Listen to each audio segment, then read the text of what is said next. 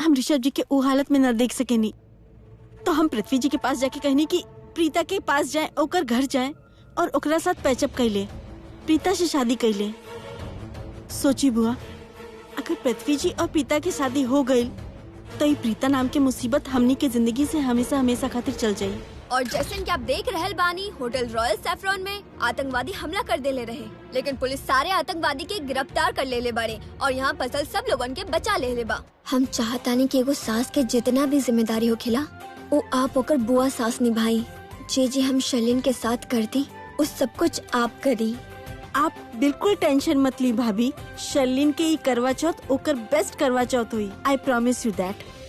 कहाँ चल गई रहलू बेटा? सुबह से निकलल बाड़ू, कितना परेशान हो गई रहनी, इतना देर हो गई, फोन करत रहनी, फोन भी न उठावत रहलू तू।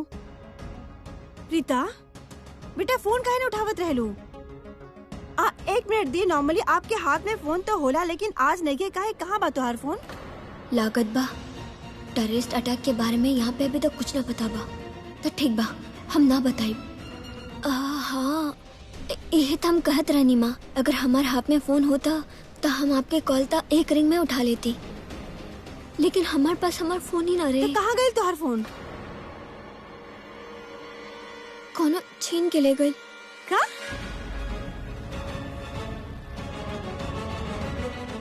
ओह आजकल होत रहे ना ऐसन, वो हमारे साथ भी हो गए, तो वही चक्कर में हम। कोनो बात नहीं के, तू काहे घबरा रहलू हा? हमरा के लागेला तू ओकरे के ढूंढत रहेलू, ये खातिर देर हो गई। कोनो बात नहीं के, फोन चल गई तो तू जाकर ना फटाफट मुंह हाथ धोला, फिर हम लोग साथ बैठ के खाना खा ले। हाँ हाँ दी, जल्दी से फ्रेशन अप होके आवा, बहुत भूख लागल बा। मामा जल्दी बोला ना। अरे रिमोट का दे तारू, टीवी ऑन करा, न्यूज चैनल लगावा। और जैसन कि आप देख रहल बानी, होटल रॉयल सैफरन में आतंकवादी लोगन हमला कर देने रहे, लेकिन पुलिस दादी, सारा हाँ, आतंकवादी के गिरफ्तार कर हमने के कल सुबह और जल्दी वहाँ उठा पे दिया। मौजूद सब लोगन को बचा ले रहे। और ई देखो द फेमस क्रिकेटर। बंद करी ना जान के आंटी, आप हमरा तरफ काहे ना दिखत बनी? हम कुछ बात कहता नहीं ना। आई एम सॉरी, हम टीवी बंद कर देनी, हमारा सर बहुत दुखत रहे। तोहार सर में दर्द हो रहा बा? अरे जा तो तुम मुंह हाथ धोला, ओकरा बाद हम तोरा के बाम भी लगा देब और तोरा के सर दर्द के दवा भी दे देब। हमरा के पता बा तू टीवी काहे बंद कैलू हा।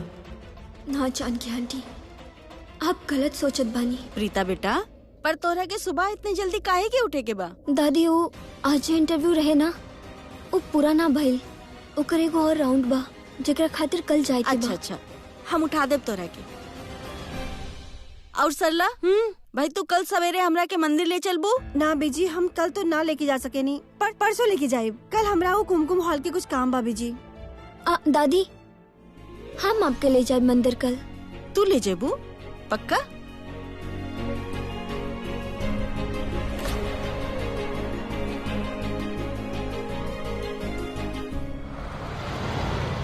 सही कहेला लोग, अंत भला तो सब भला। प्रीता जी के परिवार के इम्प्रेस करे गए रहली और वो शायद इम्प्रेस हो भी गए, और वो मूर्ख के महारानी फेनो से उल्लू बना देली ओकरा। हम ओकरा ही कहली कि हम प्रीता जी के परिवार की कहे गए रहले कि आप प्रीता जी की शादी कोनो और से करवा दी, और वो शायद मान भी गए। पर हमार मूर्ख के महारानी तो के कहाँ पता जान लेगो बात कि प्रीता जी की शादी तो हमरा से ही होई, प्रीता जी के पृथ्वी से। आज तो हमके बहुत सुकून के नींद आए वाला है।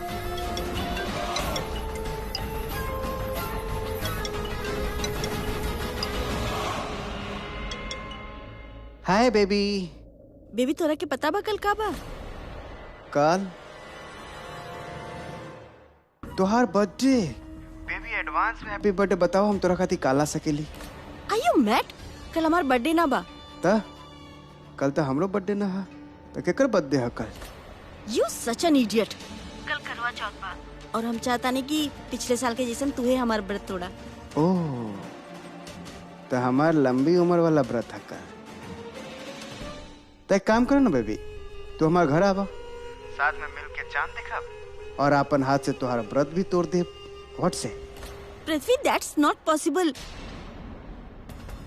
शादी के बाद ई हमार पहला करवा चौथ बा और राखी आंटी ई चाहतारी हम ई बहुत धूमधाम से बनाई। अब वो तो आउट ऑफ टाउन गइल बानी, तो ऊ ई जिम्मेदारी करीना बुआ के दे देनी हा। और करीना बुआ ह्यूज लेवल पर एगो पार्टी थ्रो कैनी है, तो हम घर से ना निकल सकेनी। हमरा के एजा लूथरा हाउस में ही अपन व्रत तोड़े के पड़ी, और वो तोहार हाथ से। व्रत तोड़बू वो हमरा हाथ से, वो लूथरा हाउस में? बेबी तो कैसे ना लगेला कि आजकल तो कुछ ज्यादा ही रिस्क ले रहा हो। रिस्क लेता नहीं बेबी, हम तो रिस्क बन चुकल बानी, और सच कही तो हमरा के बहुत अच्छा लगता। बिना रिस्क के का मजा। कल आ जाइए Luthra house. Bye. Okay by.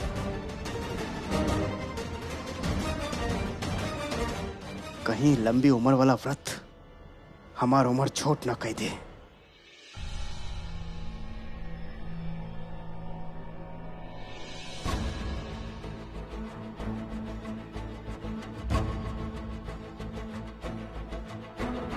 Rishabh जी, आप ड्रिंक करता नहीं? हाँ,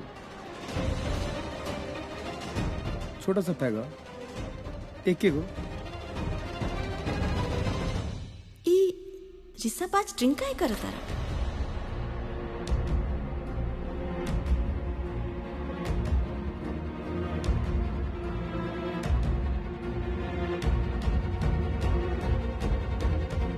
घर के बड़ा बेटा है, करण के बड़ा भाई है, तू ही घर के बड़ा बहू हो। इस शादी के बाद तार पहला करवा चौथ ना? जी। प्रीता जी के भी पहला करवा चौथ था।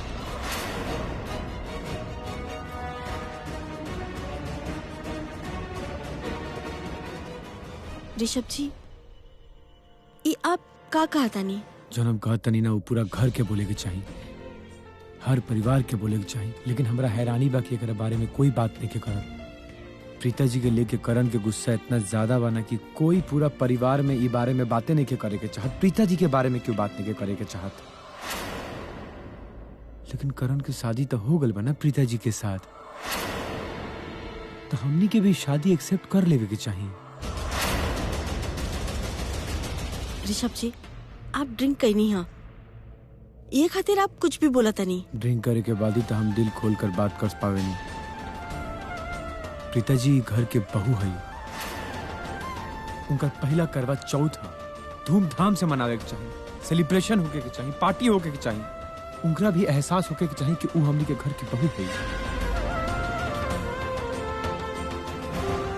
क्यों माने चाहे ना माने का फर्क पड़ता? करण के माने के चाहिए, करण के माने के पड़ी शादी, करण के माने के पड़ी कि प्रीता जी का बहू है। कैसे भाग सकता वो अपन जिम्मेदारी से? ऐसे ओकर जिम्मेदारी बनता कि वो प्रीता जी के घर में वो मान सम्मान दे, पत्नी के दर्जा दे। रिस्पॉन्सिबिलिटी है ओकर।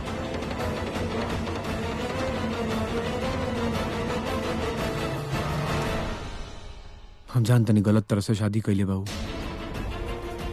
लेकिन एकदम सही लड़की से शादी कैले बाबू। ओकर यह गलती ओकर जिंदगी संवार दी। एगो बहुत अच्छा चीज भइल बा करण की जिंदगी में, ओकर पूरा लाइफ ट्रैक पर आ जाए।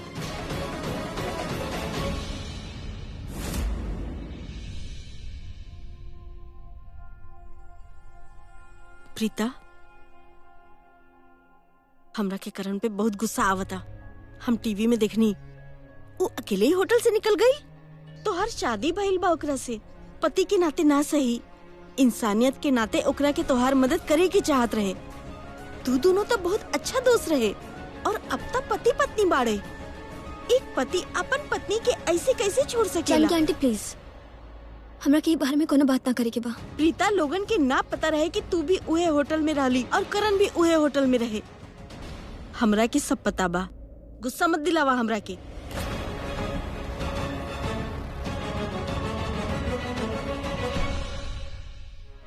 हमार बच्ची रिश्ता के बंधन में बांध के वो तोहार जिंदगी बर्बाद कर दिलस हा। हाँ। ना जानकी आंटी, जब कोनो रिश्ता बाही ना, कोनो बंधन बाही ना तो। अच्छा, बहुत बढ़िया। फिर ई बतावा, ई सिंदूर तू अपन खुशी से लगावेली या फिर शादी का रिश्ता या बंधन के खातिर, या फिर अपन पति करण के खातिर?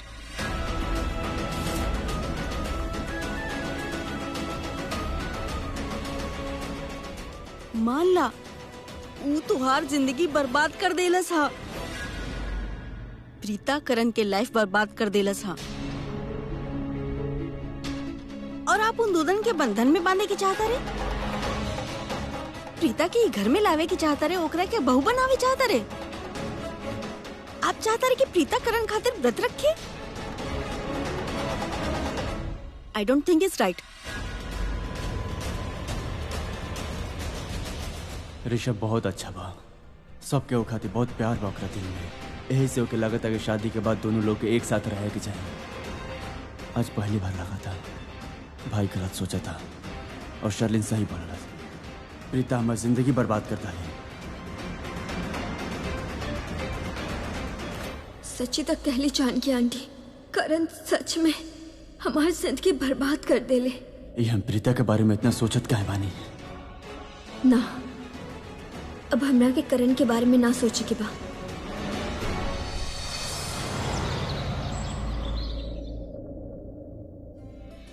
करीना बुआ, का बात है इतना सुबह सुबह? का बात है इतना सुबह सुबह आप लोग यहाँ का करतनी? का भइल? ऋषभ बेटा, शादी के बाद ही शर्लिन के पहला करवा चौथ बा, सरगी के रस्म बा, और सरगी के रस्म तो सवेरे ही कइल जाला ना। ऋषभ बेटा, हम चाहता नहीं कि तू और शर्लिन सबसे पहले आपन दादी के आशीर्वाद ली, ओकरा बाद आपन सास के। दोनों खुश रहा। खुश रहा, दोनों की जोड़ी हमेशा बनल रहे। आपके तबीयत कैसन बाब? ओह नो, मॉम की तो पता ही ना बा कि पृथ्वी आवाज बदल के मॉम के आवाज में बात कैलस हा। मॉम कुछ और बोल देलस था। हमार तबीयत के का भइल हा? हम तो एकदम फिट बानी। हाँ वो अभी इनकर तबीयत ठीक बा। कल इनकर गला बहुत खराब रहे। हाँ, आपके पता बा दादी, कल इनकर गला इतना खराब रहे कि खुद की आवाज ना पहचान पावत रहनी, और अब ऐसे बिहेव करत आने की जैसे कुछ भइल ना। She is fine. लागेला पृथ्वी आवाज बदलकर हमार आवाज में ऋषभ से बात कैले हुई। कहा कि शर्लिन खाली पृथ्वी के बचावे खातिर ही ऐसा झूठ बोलेली। ये लड़की हमरा के कहीं भी यूज कर ले थी और हमरा के पता ही ना चलेला। चली सरगी की रस्म शुरू करी। हाँ, आ जाई।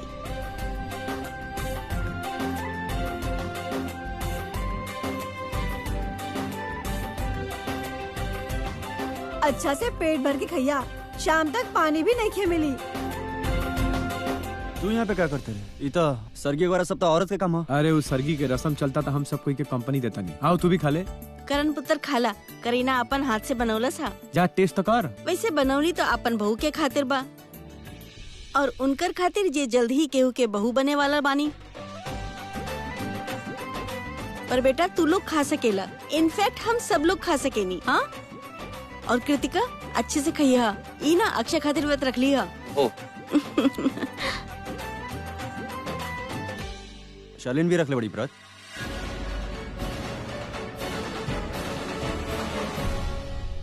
एक रसन सवाल भाई, शादी हो गइल बा, आज करवा चौथ था, तो व्रत रखबे करियन।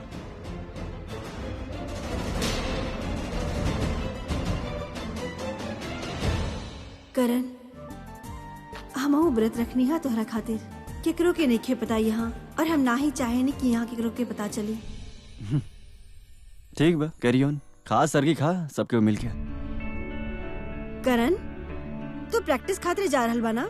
जी। तो हर ग्राउंड वह बाना हमार रोटरी क्लब के सामने। हमरा के प्लीज वहाँ छोड़ दे बा। हाँ कर दी ना, उसमें प्रॉब्लम का बा? करण, आंटी के ड्रॉप कर दिया। Thank you.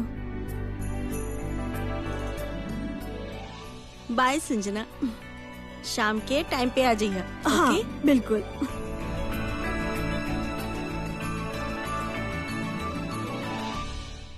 अरे प्रीता बेटा चला जल्दी, देर होता मंदिर के। लीजी गर्मा गर्म चाय। अरे वाह, ये बड़ा अच्छा कैलू। अब लागत सवेर हो गई।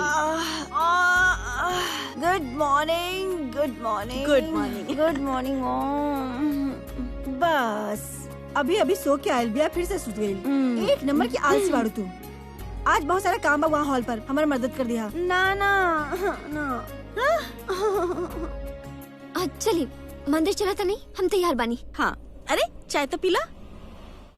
पहले मंदिर हो आवत नहीं, चाय नाश्ता जे करे के बाद तब करब। दादी अब चाय पी ली है, हम तब तक ऑटो बुला के लावत नहीं। हाँ चला भैया, हम जाता नहीं। ये इतना जल्दी में काहे भागी भागी जाता रही? एकरा के पता भी बा कि आज करवा चौथ बा। अगर ओकरा के पता भी बा कि आज करवा चौथ बा तो भी का फायदा? ओकरा के व्रत रखे के नहीं खे। अरे ना, व्रत तो पक्का रखलस हा। देख लू ना क्यों चाय खातिर मना कर देलस। तो सुन लो नहीं खे, वो कहलस ओकरा के देर होता। वो कहले रहने ना कि ओकरा की जिंदगी में आगे बढ़े के बा, तो वो व्रत ना रखले हुई है बस। यार आप लोग खाली पिताजी के बारे में बात कर रहे लो। ये छोटू के भी कोनो पूछला, हमरा से भी गलती से क्यों पूछला, का पता हम करवा चौथ के व्रत रखले हुई है। थप्पड़ ना लगाए तरह के। और तू चल हमारे साथ जानकी, वहाँ हॉल में बहुते काम बा। काहे कि ई तो पटर पटर ही करते रही, काम तो कुछ करिए नहीं खे। वाह, मतलब ई घर में तो छोट बच्चा की कोनो इज्जत की के कोई वैल्यू ही नहीं के। हे भगवान, नेक्स्ट टाइम से ना हमरा के बड़ी बहन बनैया, ताकि लोग हमरा आगे पीछे घूमत रही। छटकी बड़ बहन बन जा। जान के चल, इतना सारा काम पड़ल बा, एकर तो बड़बड़ी खत्म नहीं के होत। तू सोकर फिर आ जाइए हॉल में।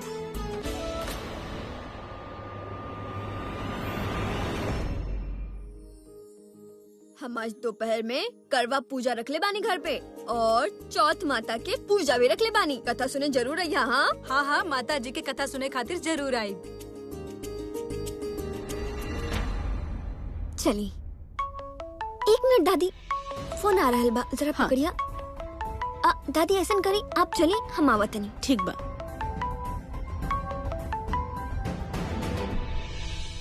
अरे बंद हो गई।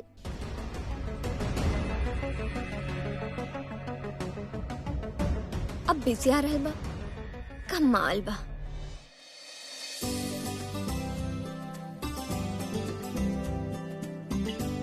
हो गई दर्शन? हाँ बीजी। देखा बेटा, हम जिंदगी देखले बानी, जिंदगी में बहुत सा रिश्ता देखले बानी, और हमारी माने के बा कि हर तीज और त्योहार के पीछे कोनो ना कोनो वजह होखेला, हर व्रत के पीछे कोनो कारण होखेला। तू अगर आज ही मंदिर में आयल बाड़ू ना, तो और एकर भी जरूर कोनो ना कोनो वजह बा। हम समझ सके नहीं बीजी, अब का कहे के चाहता नहीं, पर का फायदा। वैसे भी हम दोनों अलग होके वाला बानी, और जितना जल्दी हो सके आप भी बात के मान ली, तकलीफ कम होगी। और प्लीज प्लीज हमरा से ई मत पूछिया कि हम दोनों में ऐसा का भइल कि हम दोनों अलग होत बानी। भाई कि इस सवाल के जवाब हमारे पास भी ना बा। पता ना जे भइल काहे भइल। ये सब छोड़ा, तू आज ही पूजा और ये व्रत के पूरा विधि विधान के साथ करा, और हमार बात कच्चा ना बा। तुम्हारी रिश्ता के जो डोर कच्चा हो गई बा ना, ये जरूर पक्का हो जाए। तुम्हार सारा उलझन सुलझ जाए, और तुम्हारी रिश्ता फिर से जुड़ जाए, सब कुछ ठीक हो जाए। देखा बेटा, जब तक तू अपन पति के साथ बाड़ो, तुहार मांग में सिंदूर बा, तुहार गला में मंगल सूत्र बा, तब तक तू अपन ही रिश्ता पे विश्वास रखा, ई रस्मों और कश्मों पे विश्वास रखा, अपन ही भगवान पे विश्वास रखा, और तुहार यह विश्वास तुहारी खोयल रिश्ता के वापस ले आई है। तू देखिए बीजी प्लीज, अब आप देखा, तू ई मत कहा कि तू रिश्ता निभावे के नेखे चाहे लो। अगर ऐसा होखी ना, तो आज तुम्हारी मांग में सिंदूर ना होइत, तुहार गला में मंगल सूत्र ना होइत, और तुहार पति के इतना तकलीफ में देख के तो के तकलीफ नहीं किया होखेला।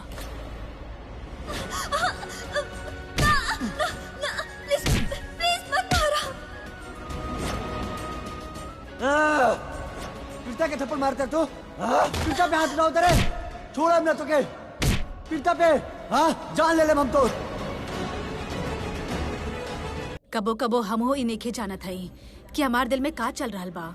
हमार दिमाग हमके भटका देवेला, और हाँ, कुछ गलत करके बैठ जात हई, लेकिन रिश्ता दिमाग से ना, दिल से बनल जाला। और कुंडली भाग्य बातों से ना, किस्मत के लकीर से बनेला। और तू ही सुन ले होगी ना कि हर 40 दिन के बाद हाथ के लकीर भी बदल जाला। त जे आज बा वो कल भी रही, ऐसा जरूरी ना बा। जो रिश्ता में आज दरार आइल बा, वो रिश्ता कल जुड़ भी सकेला। बस तू हमार खातिर ई करवा चौथ के व्रत के रखला। वो सुन ले ही होई ना कि व्रत के रखे से पति की उम्र बढ़ जाला, पर हमार ई माने के बा कि ई व्रत के रखे से सारा तकलीफ दूर हो जाला, रिश्ता के उम्र बढ़ जाला, दिल के तार जुड़ जाला, रिश्ता जुड़ जाला, सारा गलत फहमी दूर हो जाला। तोहार पति अगर तोके गलत समझेला ना तो ई व्रत के रखे के बाद ओकरा अपन गलती के एहसास हो जाए और वो तोरा पे विश्वास करे। पर जब उनका क्या हमें पर विश्वास ही ना बा तब गलती का एहसास कैसे होगी? और ये व्रत कैसे साबित करी कि हम गलत ना बानी? देखा बेटा, ई त हमू नइखे जानत हई, हमहू कबो भगवान के देखले ना हई, मगर ओकर होखे के एहसास बा, विश्वास बा उनकरा पे। ई सारा सृष्टि उहे चलावत हई और इहे तरह हवा के भी केहू देखले ना हई, लेकिन करोड़ लोगन के सांस एमे चलेला। वैसे ही हमके व्रत पे पूरा विश्वास बा कि एकरा रखे से सारा दुनिया दूर हो जाला। हमरा के भी ता ऐसे ही गलत समझ लेहल गई बा, काहे कि उनका खातिर ता हमार पूरा परिवार ही गलत रहे, ता हम भी गलत हो गई नी। ता काहे व्रत रखे से करण और हमारे बीच के गलत फहमी दूर हो जाई है? का हमने के पहले वाला दोस्ती वापस आ जाए? वो दोस्ती जिक्र में हम दोनों के एक दूसरे पे कितना भरोसा रहे, एक दूसरे के कितना रिस्पेक्ट रहे, एक दूसरे के फैमिली से कितना प्यार रहे। कहीं व्रत रखे से हम दोनों के घर जो एक रहे और अलग हो गए वो फिर से एक हो जाए हैं। ये हम का सोचत बानी? ये सारा रिश्ता नाता था बहुत पीछे छूट गए, जिंदगी बहुत आगे निकल गई ना। हमरा के सब ना सोचे के बा।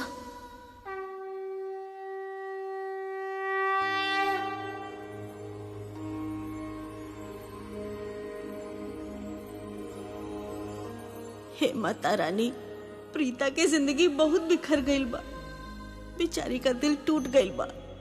ओकरा के फिर से जोड़ दा ना, ओकर की खुशियाँ वापस कर दा, ओकर मन में जे भी मुराद बा ओकर के पूरी कर दा, उ जे भी चाहतारी ओकरा के दे दा। माता रानी, हम जिंदगी भर तो हर पूजा करत रहा।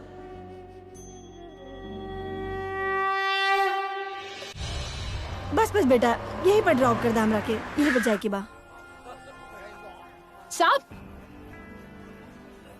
साहब सावी चुनरी ले ला ना आपन पत्नी खातिर, माता के मंदिर की बा, उनके चरणन से आई बा।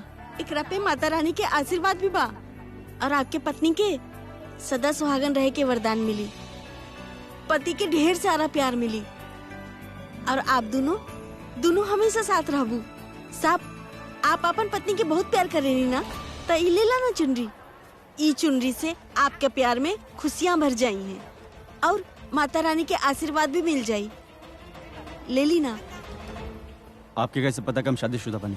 अरे करण बेटा, वो तो ऐसे ही बात बना के बोल रहल बिया। आज करवा चौथ बाना और ओकरा के ही चुनरी बेचे के बा, यही खातिर बोल रहल बिया। अब हमरा के एगो चुन्नी दे दा। जी जी मैम। अरे हम अपन वॉलेट तो भूल ही गई नहीं। करण तू तनी पैसा दे सकेला if you don't mind? Sure. एकर पैसा हम तोहरा के बाद में दे देब। ना ना, ओकर कोनो जरूरत नहीं। अरे नाना साहब, आप इनकरा से पैसा ले लिहा। ई चुनरी के आशीर्वाद तभी पली जब लेवे वाला जोड़ा खुद एकर पैसा देवेला, दूसर के पैसा से आशीर्वाद ना फलेला। देखला, हमू यही कहत रहनी तोहरा के ई चुन्नी के पैसा लेवे के पड़ी। अच्छा हम निकलत हई। थैंक यू सो मच फॉर ड्रॉपिंग मी। बाय।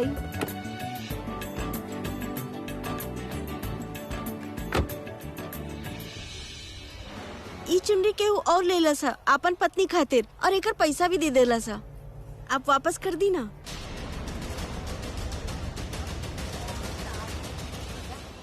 अरे वो साहब तो चल गई नहीं। ता ई चुनरी हम रख ली, पर एकर पैसा तो साहब दे देनी हा और ई तो उनकर पत्नी खातिर बा। ता हम हई ना। हमार मतलब बा कि अगर वो चुनरी छोड़ के गई हैं तो हम खरीद लेत बानी। कितने के बा? 250 के। ओके। पर मैडम साहब एकर पैसा दे देनी हा। तब वो पैसा केहू जरूरतमंद के दे दिहा और ई पैसा रख ले। अरे मैडम देखा, इतना सारा चुनरी बा, हाँ एमे से आपके जे पसंद आए उ ले ला। अगर उस साहब वापस आईनी और हमरा से चुनरी मंगनी तो हम का जवाब देब? तब कह दीजिए कि जेकर किस्मत में रहे ओकर मिल गई। ठीक बा।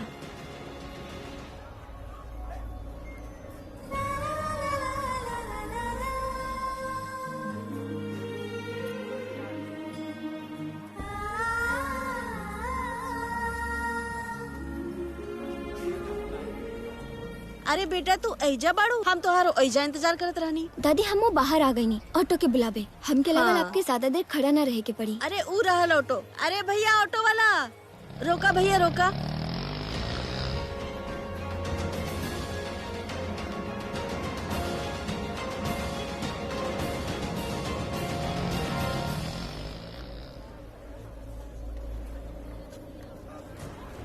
सावी चुनरी ले ला ना आपन पत्नी खातिर, माता के मंदिर की बा। सब आप अपन पत्नी के बहुत प्यार करेनी ना, तो ये ले ला ना चुनरी। ई चुनरी से आपके प्यार में खुशियां भर गई हैं। ये क्या होता यार, हम इतना कहीं सोचत बने, वो ऐसे ही बोल दिले नहीं सब। I mean, सामान बेचे के लोग के तरीका हो सकता, उनके अपन सामान बेचे कर ऐसे वो बोल लिया, लेकिन ऐसा भी तो हो सकता कि वो चुनरी शायद वो माता रानी के चरण से भी ले ली हुई ना यार। ले ली का प्रीता खातिर।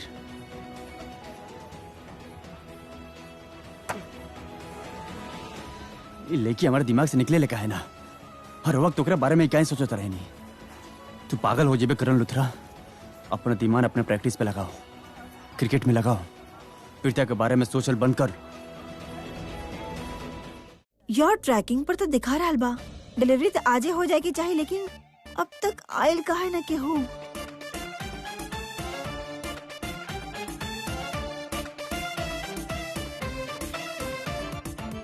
गिर जेबू दरवाजा के घूर घूरी का देख रहल बाड़ू ना मम्मा। ऑनलाइन कुछ ऑर्डर कर ले रही तो वो आवे वाला बा, ओकरे इंतजार करते रहनी। अब का ऑर्डर कैलू? ड्रेस मंगवाई हा। कितना सारा ड्रेस बा तुम्हारा पास? हाँ तोरा पता बा तोहार अलमारी खोले नहीं, सारा कपड़ा हमरे पर गिर जाला। अब का ऑर्डर कर लू? अरे मम्मा अभी जो मंगवाई है ना ड्रेस वैसन वाला हमारा पास नहीं के, वो लेटेस्ट आयल बा मार्केट में, नया फैशन बा मम्मा। अरे अरे देखा ना आप देखवा था दादी। अरे आगे नहीं अभी जी, दर्शन अच्छा से हो गई? अरे का दर्शन, इतना भीड़ रहे हमरा के तो समझ में नहीं के आवत के करवा चौथ में इतना भीड़ के का मतलब रहे। हमरा बाहर से चेक करके आवता नहीं, शायद डिलीवरी वाला बाहर ही घूम रहा बा, एड्रेस न मिल रही हुई। आराम से गिर जेबू। हाँ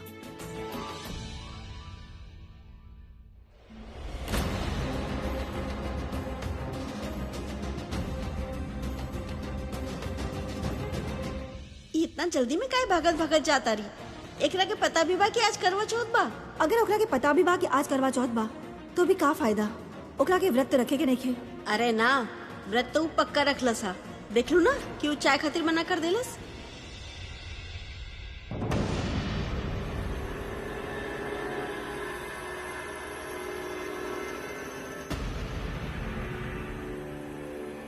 पानी पीबू? ना ना माँ, हमार मतलब हम पहले मुँह हाथ धो लेत बनी, फिर पानी नाश्ता सब कर ले। ठीक बा।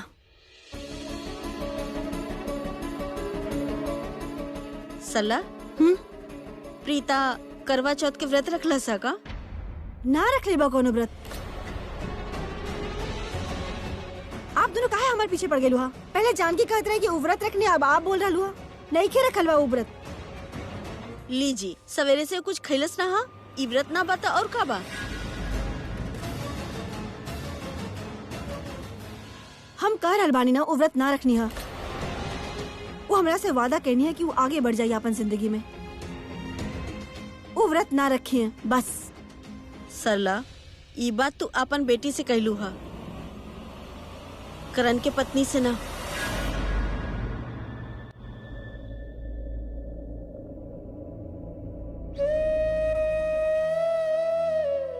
चुनरी हम काहे खरीदनी, का करे के बा हमरा के चुनरी के? तू हमार खातिर ई करवा चौथ के व्रत के रखला।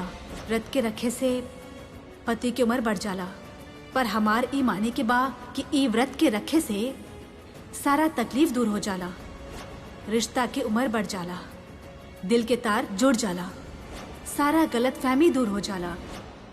हम भी करवा चौथ के व्रत रखब, भले ही हमार शादी जैसा ना बा, लेकिन हमार शादी तो भइल बा ना, तो हम अपन तरफ से तो शादी के सारा रस्म निभाई। ऐसन बात ना बा कि हमार दिल में ओकर खातिर कुछ और बा, लेकिन पता ना काहे जब भी हम ई चुनरी के देखत बानी तो हमरा के ऐसा लागत बा कि ये हमरा से कह रहल बा कि हमरा खातिर बनल बा, हमरा के एहसास दिलात बा कि हमरा के भी व्रत रखे के चाही, तो हम ही व्रत रखब। बीजी लेके आवतनी।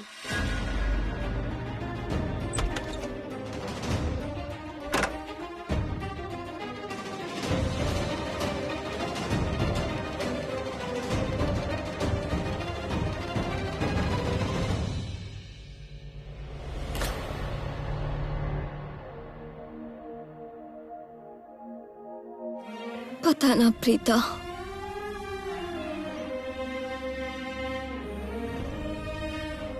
कुछ समझ में ना आ रहल बा। आखिर हम ऐसन बात काहे करत बानी? ये सब हम काहे करे के चाहता नहीं? हम काहे करवा चौथ के व्रत रखे के चाहता नहीं? काहे कि हमार दिल हमरा से कहत बा कि हालात जे भी हो, हमरा के अपन तरफ से इस शादी के सारा कसम सारा रस्म निभावे के चाहिए। और वैसे भी इता हमार पहला करवा चौथ बा, हमरा के जरूर रखे के चाहिए, तो हम रखब और पूरा दिल से निभाए।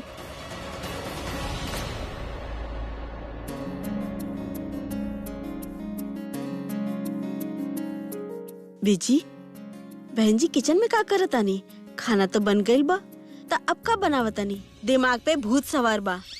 पूरी खीर पता ना का बनावतारी। वैसे तो कहत रहा तो कबो बनावे के तैयार ना होली, आज पता ना का धुन सवार बा। आपके का ख्याल बा? का वजह हुई? अरे सृष्टि, देखा तो हर सामान वाला आयल बा। का बात करे लो, हमार ड्रेस आ गइल। ओ तेरी का भैया, हम आपके कब से इंतजार कर रहे हैं। हम कितना एक्साइटेड रहने के खातिर। लावा कहाँ साइन करे के बा? Thank you. पागल बा बिल्कुल। सरला, जरा रुका था। का भइल बीजी? ई खाना केकरा खातिर लेके जाता रू? पिता के खातिर। उस सुबह से कुछ नहीं खैनी ना, ई खातिर ओकरा पसंद के खीर और ये पालक पनीर आलू की सब्जी और पूरी। देखा सरला, चाहे तू पूरी बनावा या खीर बनावा, हमरा के पता बा तू का करे जाता रू। का करे जा रहल बानी बीजी? बहन जी, बीजी ई पूछे तानी कि ई खाना आप प्रीता खातिर काहे लेके जाता रही?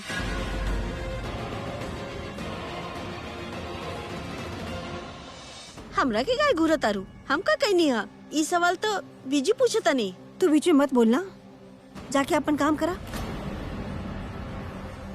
और बीजी कहा हम अपन बच्ची के ओकर पसंद के खाना ना खिला सके नी। अपन हाथ से बने नहीं वही ओकरा के खिलावे जा रहल बानी। जे कुछ तू करत तारू ना, ई सब गलत बा। का गलत करल बिया हम? सल्ला, तू अपन आपके सही साबित करे की कोशिश करत तारू। ई दिखावे चाहता रू कि प्रीता करवा चौथ का व्रत न रखलस हा। ऐसन मत करा सल्ला। अगर वो व्रत रखलस हा तो ओकरा के रखे दा। ना रखे दे बीजी, ना रखे देव हम ओकरा के व्रत। काहे कि उ ना जाने कि उ का कर रहल बिया। उ वादा कहनी है हमरा से कि उ ई सब भूल के आगे बढ़ जाई। अगर उ व्रत रखिए ना, वह वापस खड़ा हो जाइए। और करण के खातिर हम ओकरा के करवा चौथ के व्रत ना रखे देव।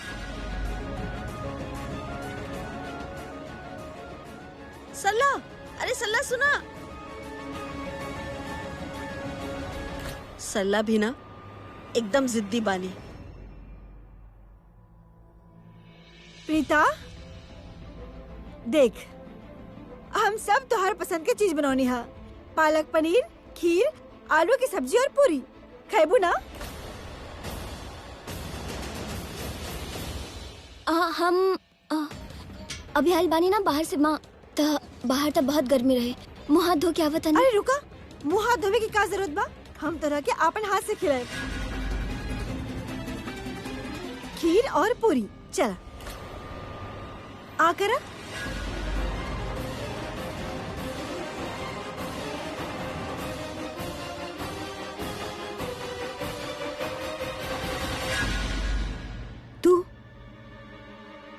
तू खा काहे निरल बाड़ू? कहीं तू करवा चौथ के व्रत ना रखनी है?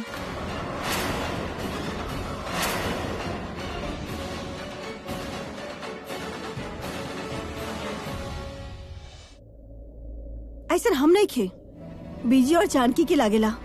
हम तो कहनी उनका से कि ऐसा हो ही ना सकेला कि प्रीता करवा चौथ के व्रत रखी। वो जाने ले कि अगर वो ऐसा करी है तो माँ के कितना दुख पहुँचे और का जरूरत बा एगो ऐसा इंसान के खातिर व्रत रखे के जेकरा के तुहार कदर नहीं खे, जी आपन रिश्ता ना निभा सकेले। चला आकर आकर माँ, ये देखा हमारा नया ड्रेस आ गई। कैसा लगा था? कैसा ड्रेस ले लो तू? तू देख लो ऐसा ड्रेस कबो? पता ना जे भी ऐसा कुछ पहन के आ जाई हैं। माँ ये लेटेस्ट फैशन बा, एकरा में 50% डिस्काउंट बा। ये ड्रे पर देखा अंदर ऐसे गाउन होला और यहाँ से ऐसे इस देखा हाथ निकलेला। और अच्छा एक मिनट सुनो ना, इधर आवा ना, ये यहाँ पर एगो हुक लगावे के बा, लगाव देना माँ। हम खाना खिला रहल बिया एकरा के।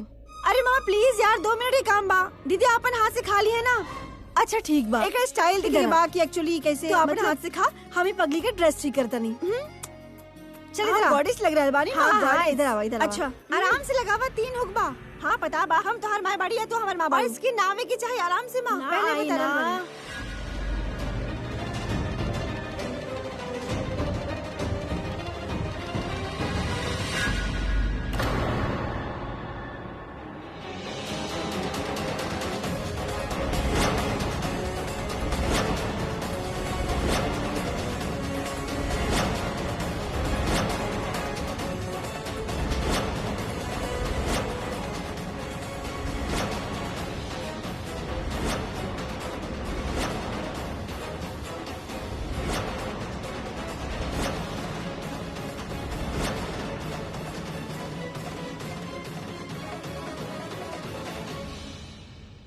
खाना भी ना खिलावे की दिलस।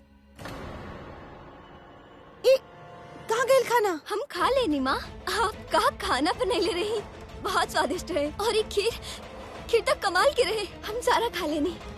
ओए एक मिनट, घर पर खीर बनल बा, हमरा के नहीं के पता है घर में खीर खातिर भी बनल बा। ठीक बा, लेकिन तू इतना जल्दी सारा खाना खा ले लू? भूख लागल रहे ना, ये खातिर तेरा पसंदी खाना बनौले रहनी। चला हम सब बाहर खाना खाइब ना, तब भी साथ बैठ के तनी से खाना और खा लिया। हाँ चला तू बाहर आजा, हम जानकी के बोले तनी सबके खातिर खाना लगावे के। और तू भी आजा साथ में। हाँ हम अब चला दोनों फटाफट आजा। डी आज आप खाना कुछ जल्दी खत्म ना कर ले लो तो? हम तो हमेशा जल्दी जल्दी खावेली। तोरे के खुद से खाना से फुर्सत मिले था हमार तब देखबू ना। हाँ ये बात तो सही बा, जब हम खाना खाए में बिजी हो जाता नहीं ना। एनीवे हम बाहर जा रहल बानी, मम्मा के हाथ के खीर चखे के। बाय।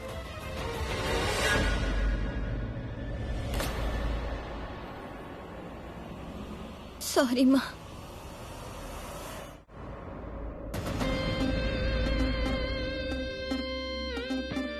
हे see Karan Luthra. Wow, Karan Luthra, the famous cricketer. Yeah चलो सेल्फी लेते हैं। Yes. Hey Karan, can I hug you please? Please एक बार प्लीज। हाँ, can I take one selfie please please please? या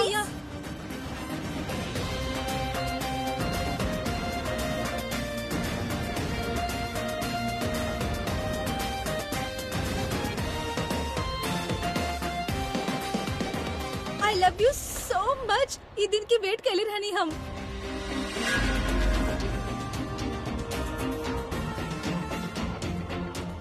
एक autograph please. Sure, pen paper. Oh, I can't give it here. यहाँ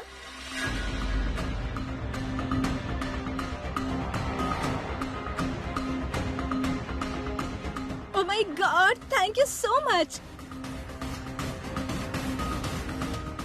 thank you एगो और सेल्फी प्लीज, एगो और। Guys please, I just want to live. Thank you.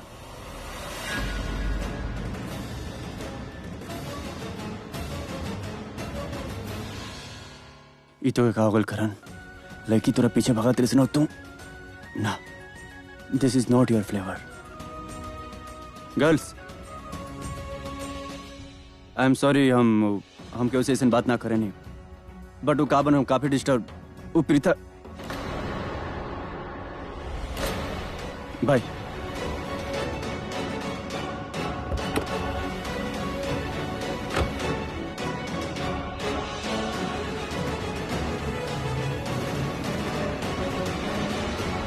हे सोनिया लिसन, तू कोनो मैगजीन में पढ़ले बाड़ू का कि करण के लाइफ में कोनो प्रीता नाम के लड़की आइल बाड़ी की ना?